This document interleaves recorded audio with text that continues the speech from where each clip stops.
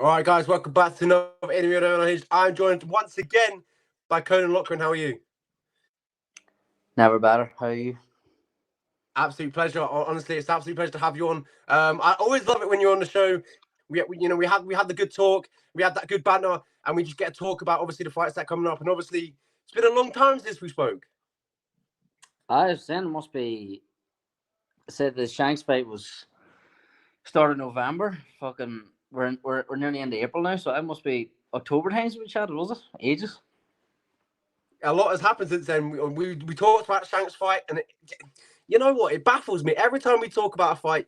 It goes to a T the way you exactly say it. I don't get it.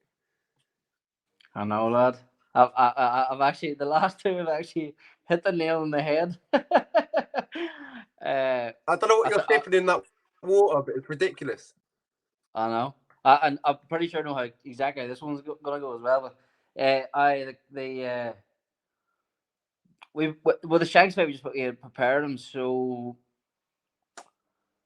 like just to hit the nail on the head, like just to a T. We had him down to a T, and it all just came out. To be honest, he kind of thing about fighting the cage wars level is like the likes of Shanks here. He kind of fights the same way every time, and a lot of guys are like the one area where they want to win, as opposed to like if you're fighting UFC where they're like everybody's good all over.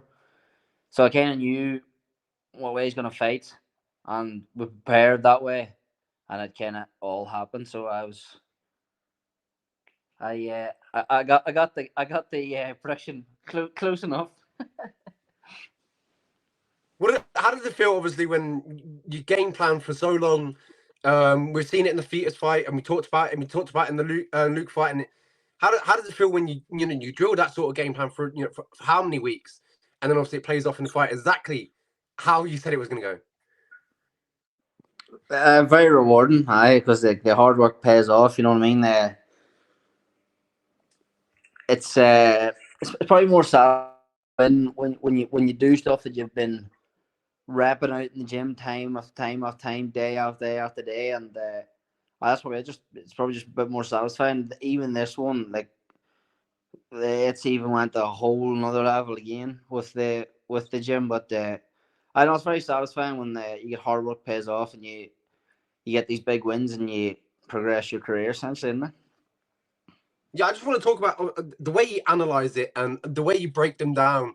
Yeah. It's good to listen to. It's obviously it's fantastic when it happens, when it pays off. But I want to deep down. How do you analyze them? How do you research your opponent? I think it's fascinating. How do you get it that spot on? It's incredible. That mind that you have inside of your head must Uh, be genius. I'm very, very well coached under Caolan Loughran. But I always hear guys say they don't study their opponent stuff, but I honestly I'd say not maybe not every single day I'll watch them, but it's at least 5 6 days a week. I'm watching them fight like, and then I always that's just maybe 100 honest. Then I always pick out like one or two, three, four things that they like to do repeatedly. Colin Hearn will have picked out things he wants to drill over, and then just go over them. And at the minute, like I'm actually nearly sick of training for Dylan Hazan already, and I'm 6 weeks out. That's the God's honest truth. But with Shanks, it was like just things that he likes to, the way he likes to start off his attacks, the way he likes to anthem. I'll just watch it over and over and over again, and drill it, and then see. Well, like I don't know if this is every fighter. I think this is like a God-given talent I have of like visualization. I'm not joking, lad. Visualization. Like I literally like to the fight with Shanks. It was like in the Indigo. I had like both sides of the cage with him in front of me. With the crowd was up to my right, I was facing him, and the crowd was up to my left. And his attacks and just every day. I almost. I've actually never told this public. I do it every single time before I go to sleep. I use it to go to sleep. I swear to God, I put like a pillow over my head and I'm boom, I'm in the octagon. Like literally, I almost say I can train sleep now. I can put myself to sleep in about 5 minutes by just visualizing the fight over and over and over again. So, do you know what's truth that it's like a training session every time I do it because then when I get into the fight, this is probably weird for people, but this is God's honest truth. when I get into the fight, same as with Festus and Odyssey, it's so like vivid with my visualization of the fight that it's just happening. It's just like it's exact like I've been there a million times, and then Shanks literally. I say I had it at the end. It goes. The crowd was up to my left, or the crowd was up to my right. Had it both of them, and then when it was just happening, it was like it was already happened. So I don't know, lad. I'm just an MMA nerd. So obviously, I know you're a big, massive fan. I see your tweets all the time pop up on my Twitter. Some of them obviously go down with the Twitter fans well. Some of them don't. So, but yeah, I know you're a big fan, and I do like to look at your feed every now and then on Twitter because I think some of it's quite funny, and obviously some of it I think is very accurate as well. So I think your takes are obviously second to none. You've had it on here a few times as well. Yeah. I just tell the truth. But sometimes whenever it's like a bantamweight in the UFC or a bantamweight like locally, it's probably a bit biased. But I always tell that like last night, like I was if someone's good, I'll say they're good. Like, do you know what I mean? If someone's crap, I'll say they're crap. But I try to be honest. Like this fight coming up, like I'm under no illusions. He's a good fighter. There's a lot of skill to overcome. But I just be honest. Try not to. Mm-hmm. I don't try to talk shit. I just try to be myself and try to be honest. You know what I mean? Yeah, obviously, I can sense it. Obviously, we spoke many times before. But obviously, let's talk about that next assignment then against Dylan Hazan. Seemingly, it felt like it was going to be Michel Martinet. Obviously, when he beat Dominic Wooden, it seemed like it was going to be him for the title, that you were going to face him for the championship. Which was a part of you obviously a little bit disappointed because you were building up to that fight. You know, you were building that fight for how many months, and obviously you were working towards that fighter. So was there a bit of you a little bit disappointed that you couldn't get your hands on Michelle, but you know you got the second best, should we say, in Dylan? I swear to God, there's not. I couldn't care less. I want the belt, and people want to see me in a title fight. And you said second best. I honestly believe Dylan Hazan would smash Martin Yoni. I think he's. I do. I swear to God, I think he's a way better fighter. I think he beat him handily. Fuck Martin Yoni, fuck him. I couldn't care less. But all the best for your career, lad. If you're not going to fight me, you're not going to fight me. I couldn't care less. I just want the strap. You know what I mean? I want to win the Cage Warriors title and move on to the UFC. So the face and all this here is like, just is what it is, lad. Whichever here, I ain't going to Rome to beat the fuck out of some wee Italian fella. Whichever one of them shows up, shows up. Yeah, obviously traveling over to Rome, which is phenomenal. I was absolutely gutted when the dates got announced. I was wishing it was 1 week earlier because I'm literally there. I was so angry. Fucking hell! But I had to get you a tricolour if you're going, lad. An Irish flag. I will be there the 24th of April to the 28th of April, and you fight May 6th? May 6th, May 6th, cat. It was such a coincidence, but I was like, could you imagine if it was a week earlier? I could have seen Caolan in that main event in Rome. It would have been perfect. It would have been beautiful. Would have been good. Who are you going with, a family or something? No, I'm just going with my girlfriend, but you know, I could put her aside for at least one night. What am I going over to? But yeah, it would have been phenomenal. But obviously, it's not meant to be. But obviously, I'll be there. I'll be watching at home, obviously supporting you, cheering you on. But I want to talk about obviously the moment fighting for that Cage Warriors. You know, the bantamweight strap. What does that mean for you? I know you've talked about it already. You want to get this belt and move on. But what would the Cage Warriors belt mean for you? And obviously, a monumental achievement in your career. Yeah, there's been some phenomenal champions in Cage Warriors. Don't even need to name them, like obviously Conor McGregor, Michael Bisping, Joanna. These guys been phenomenal champions, and in my weight class as well, there's been two phenomenal champions in my opinion, in Nathaniel Wood and Jack Shore. Feel like there's been a lull wee bit since they've kind of left at bantamweight, and I believe I'm about to become the third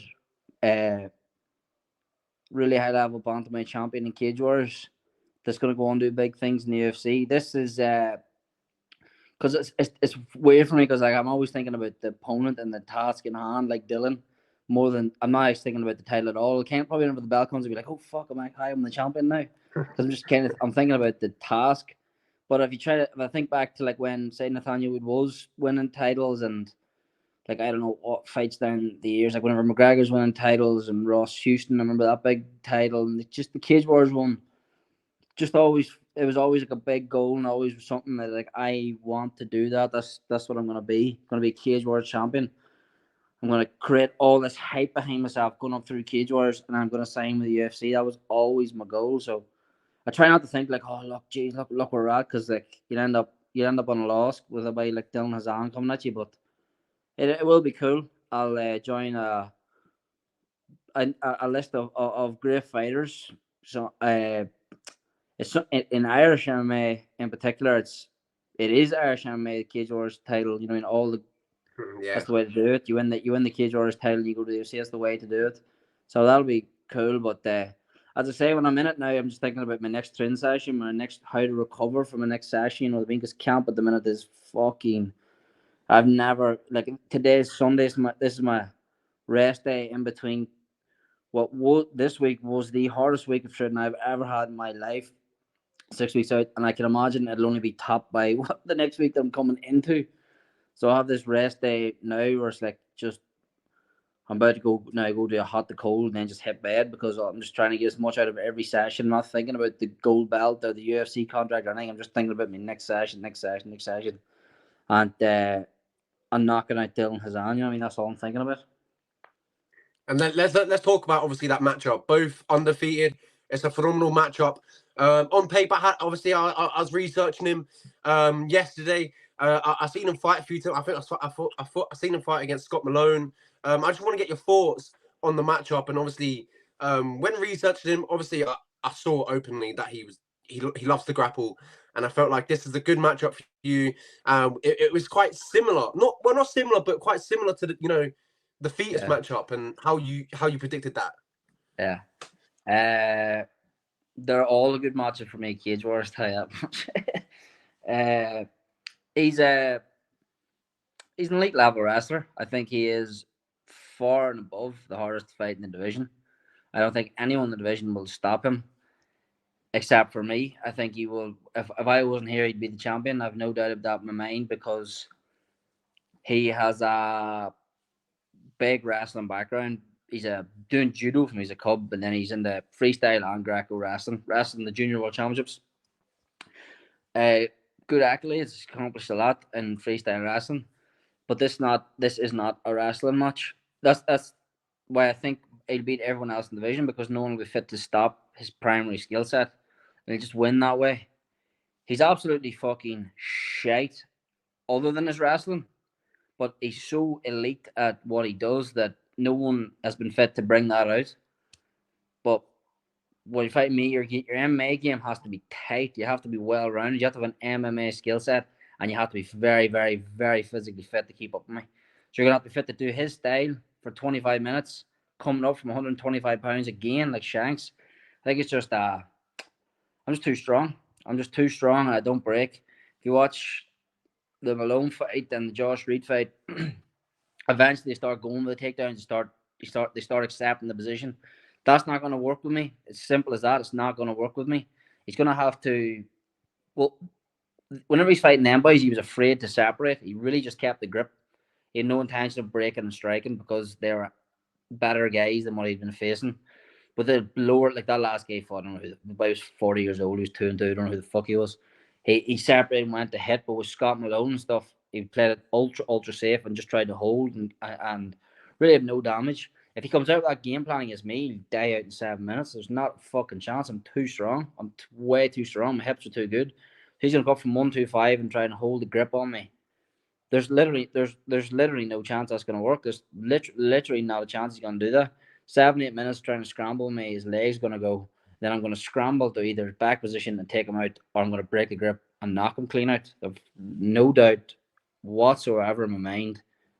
I'm gonna finish him. I know it. Like I know the sun's gonna rise tomorrow. I've literally no doubt he's gonna get knocked out. He's gonna try and hold a grip on me. He's gonna feel my hips. Fucking shit himself. I'm gonna reverse position and I'm gonna get him. I'm gonna take him out. I've no doubt. I'm gonna take him out. 100% positive. Yeah, I just want to quickly point out what you were talking about. Obviously, being a mixed martial artist, being well rounded. That was my feeling. Obviously, when with research and watching him fight.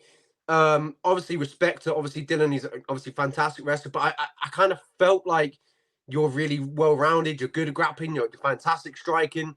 Yeah, But yeah. I felt like that maybe that one dimension, not one dimensional fighter. That maybe I'm looking at him might be a problem because you're so well rounded. You're good everywhere. And we've seen that in the past. Do you think obviously that's going to be the massive difference where you're going to be able to mix up, and whereas Dylan, he's kind of just wanting one thing. He wants one thing, and he does deviate from it. He doesn't even try it. Like, I'm not saying he's not gonna knock me out when I'm big wild overhands. I'm not saying he won't try to take me back and choke me out, but he doesn't really. He hasn't done thus far. He's just tried to grip you in body lock and then go between his A, B, C, D's. Like his body lock, the trip. He's got this like set sequence right in his head that he's fucking unbelievable at, and it's never failed him. But what happens when it does fail him? What's his energy going to be like then? Whenever the crowd turns and I've cracked my right hand and it's all different. It's not a wrestling match then. We're not rocking up with a singlet and shaking hands and mate. Then that's not what this is. That cracky in the fucking calf, drill a kneecap up, you take me down and rip 15 elbows in your head the way fucking Bisping did against GSP. Now we're back up on the feet, bang them back in your calf, and there's only 10 minutes gone. You know what I mean? There's a long, long, long, long way left. And the way Caolan Loughran has me training at the minute, like I'm gonna be as fit as anyone's ever come into that cage. I literally have no doubt I'm gonna knock him out, or say scramble the top position and take him out. I am 100% positive.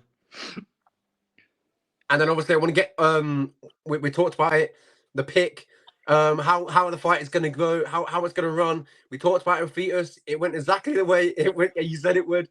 We talked about Shanks, and exactly the way you said it would. So I'd love to get the analogy and obviously how you see the fight playing out. I know you've touched on it a little bit, but I'd love the full story. I've got to get a segment for this every time you come on. I've got to get something for it. Yeah, he's gonna come out and try and shoot hard, or I may shoot hard at him.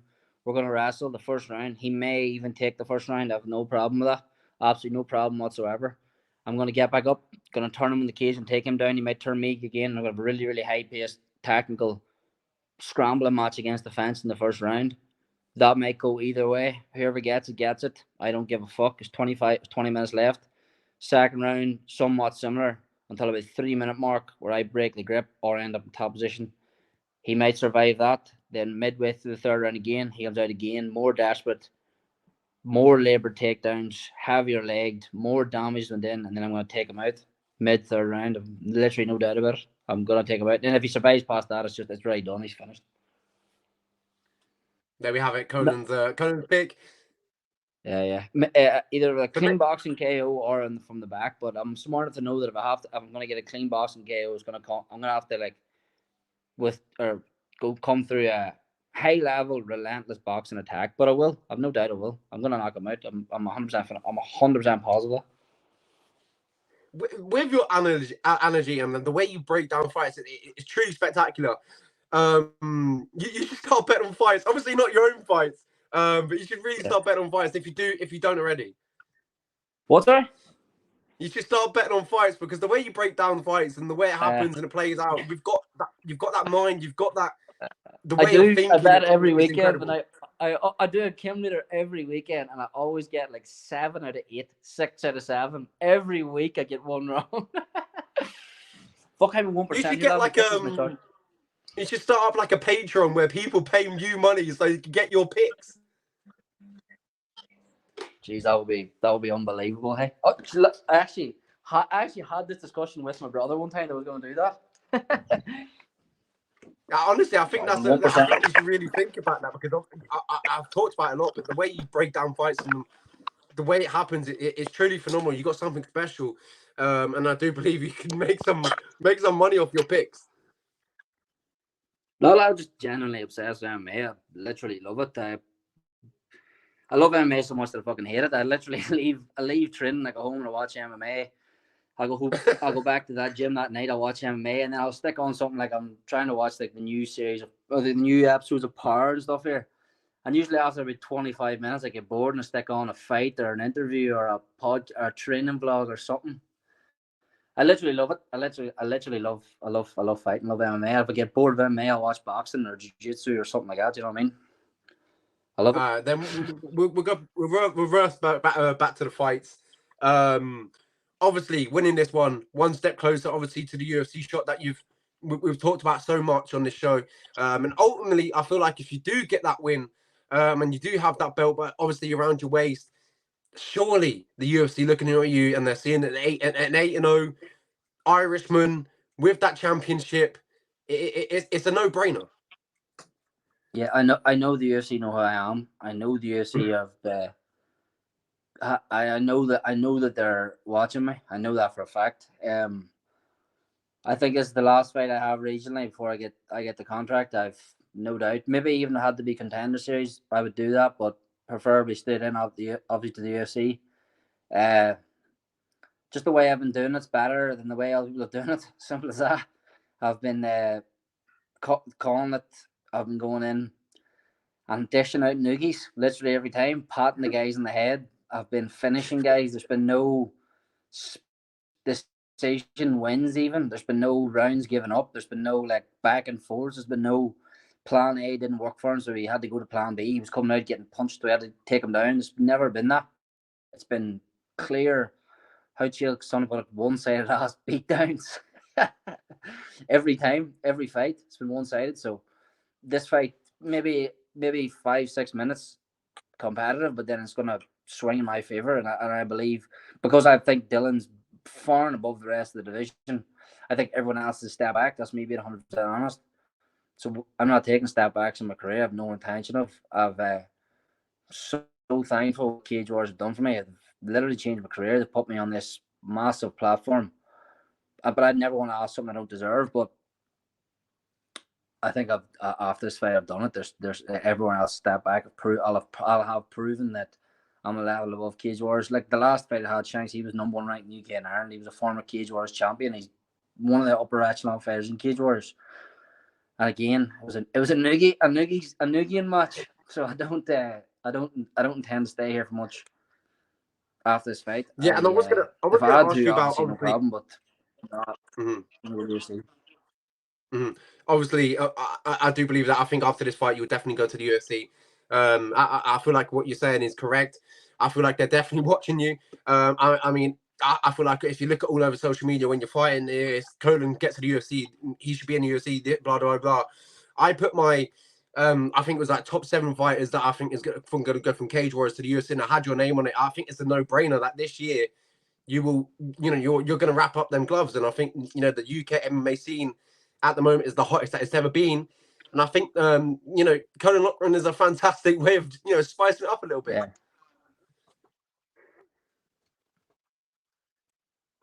Oh, I'll shake up that bantamweight division if you throw me in the middle of it. I promise you that. I want to fight on the McGregor card. I want to fight in the McGregor Chandler card. I think that's the thing to do. I think makes sense. We get the whole. I think that if you put me in that card, I think I'll take over the bandit division in about 11 minutes. That's God's honest truth. I'll just put them. I think I'll put them all on. I'll perform. I'll get the win, obviously, and then with the whole Irish crowd that'll be there, the media platform, give me the mic, and I swear to God, I'll be one of the biggest names in the bantamweight division, the UFC, in about 10-15 minutes. I swear to God. That's what I want. You better remember me when you blow up. Yeah. 100%. But that's my plan anyway. If I'm not on that card, but you throw me in that UFC bantamweight division, I'll ruffle a few feathers, I'll tell you that much. Yeah, obviously, I was going to ask you about, Conor versus Chandler. You said that you want to be on that card, but I wanted to get, obviously, your thoughts on that fight. Obviously, who wins it? I felt like heading into this one, I think it's a tough task for Conor. Obviously, being away for so long, I think Chandler's so explosive, but the way Conor fights, he picks his opponent away. Chandler's so good in that first round. After that first round, it's kind of, he's not the same fight as he in his first round. So how do you see this fight obviously playing out?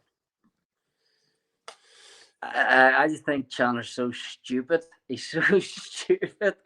He's unbelievably athletic, and obviously an NCAA like high level collegiate wrestler out of Michigan, I think it was. He was, but no, I just think he's like he loves CrossFit and just scraps. He's just a nut job all the guy. He comes at you like he really loads up and then he step through and then like swing like 3 hooks in a row, stepping through the way a Purian or Dustin Poirier might do well. He doesn't do that very well. He's too wide with it. It's like he hears the buzz of a crowd and he's like, "Oh fuck, let's go, let's have a scrap." I think he's too open. I think McGregor straight left down the middle as he comes in will just sit him down. I think he can sit him down. I do think he knock him out. Even if Chandler does try to wrestle, I don't think he's got the grapple. It's almost like he doesn't believe that you're gonna like. It's like he doesn't believe he should hold you down. It's just like to keep.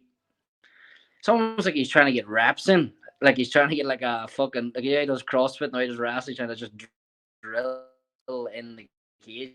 He's just nuts. I think he's too wild, and I do think obviously he could knock McGregor out with them big massive shots. His power is insane, but I do think he's too open, and I think McGregor will knock him out. I actually think it's one of the most favourable matchups for McGregor in the division. I don't think there's too many top 10 guys he could beat anymore because that division's so good. But I do think Chandler will beat him. But what a fight! Looking forward to it, definitely. Yeah, it's going to be great. Obviously, it's great to have you on the card. Ian Gary on the card. I know there was rumbles of maybe it being in Croke Park. That would be phenomenal. Yeah. Jesus Christ, lad! If that happened, I would die a happy man. But I don't think that's going to happen. No, 100%. It's saying let's get this thing going again. You're probably going to have Ian on. Why not sign Paul Hughes? Sign me. And let's paint Vegas green. I swear to God, we'll the way it was 10 years ago. I feel Ireland's kind of on the precipice of that again. Obviously, McGregor was a bit of an anomaly, but I think that if you get the three of us on that card, we'll start the whole thing again. We'll get Ireland. We'll get MMA exploding in Ireland again. The way like it's a lot of like UK MMA is flying at the minute, but I think Ireland's kind of just a wee bit just. Say with a lot of Cage Wars guys with Ian there, a couple of years time, I think we could be flying again, and that would be a great way to start it. I think getting on the McGregor undercard, that'd be class. It would literally be a dream come true. Yeah, as soon as obviously the fans recognise and know how good you are, you're instantly going to blow up overnight. It's going to be phenomenal. I'm looking forward to obviously your UFC day. I'm looking forward to seeing you win the belt first and foremost at Cage Warriors. I think that's going to be phenomenal. In Rome. I was going to ask you about traveling over to Rome territory, but I just know what you're going to say. You don't give dogs. You know what I'm going to say. Oh, don't give a fuck, lad. Yep. What about the I think it's going to play into my hands. Honestly, like I watched the last show when he came out. Like he literally came sprinting out with the crowd going mad at him. He quite literally ripped his shorts off cage side. He's that hyped up. Like watch the like fight a Kelvin Gastelum last Rome show. He's so hyped up. He was sprinting out. He like rips his shorts off, starts going, and he doesn't even realize he was so fucking pulls them back up. Comes into the cage, comes out like a madman. That cannot work against the way like Hamzat starts off cage. Like he's obviously on Hamzat's level of skill. You can't come at me that mad in a 25-minute fight. You have no chance of surviving. You have no chance. So if he allows the crowd in the moment to get too hyped up with him, there's no don't even tune in. There's no point. I'm gonna definitely knock him out. There's no point. But I don't know. That's on him. I certainly won't be hyped up or too riled up by 1,500 Italian boys booing me anyway. I'm gonna go into their hometown, beat their hometown boy, take their belt, and then me and my mates are gonna go mad in their city the next day. Yeah, I'll send you obviously maybe the good places to visit because I'll be there the week before. I'll give you a little teaser where to go. Absolutely. Now find the best bar and let me know. I'll try and find a bar with a Guinness, but I probably won't get any much luck. Oh, jeez, no Italian Guinness. Leave it out. Yeah, absolute pleasure, Caolan. I wish you the best of luck. Obviously, on May 6th. It's going to be an absolute cracker. It's a phenomenal fight. I'm really looking forward to it. And obviously, I hope you bring back that Cage Warriors belt. It's a given. I think you're one of the best prospects that we do. Obviously, come out of UK MMA, your Irish MMA, one of the best that we have. I feel like you're going to make it to the big stage. And when you do make it to the big stage, remember Lenny March. They always talk to you. Thank you very much, bro. We'll do these interviews the whole way up. And obviously, Caolan, is it Caolan Loughran? He recently got a fight announced as well. Off the top of my head, I can't remember his opponent. Max Lally, big fight, very big fight, very big fight. Yeah, big fight. Yeah. In Ireland, it's like the Cubs undefeated, so no big fight in Ireland. There's quite a bit of hype on social media about that, to be honest. Look, I'm actually obviously going to train all week here in Liverpool, then I'm flying home Friday night to go watch it on Saturday, so can't wait for that. Yeah, best luck to Caolan. Hopefully he gets it done. Still an amateur, correct? When's he looking to transition?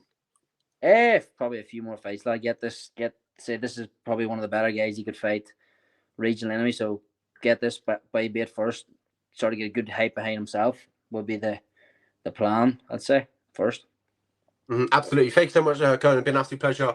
Have the good rest of your day. Are you all wrapped up for training now? That's you settling down to go watch some MMA on TV? What, sorry? I was asking, is that you all settled down now today? You're going to go watch some MMA on TV?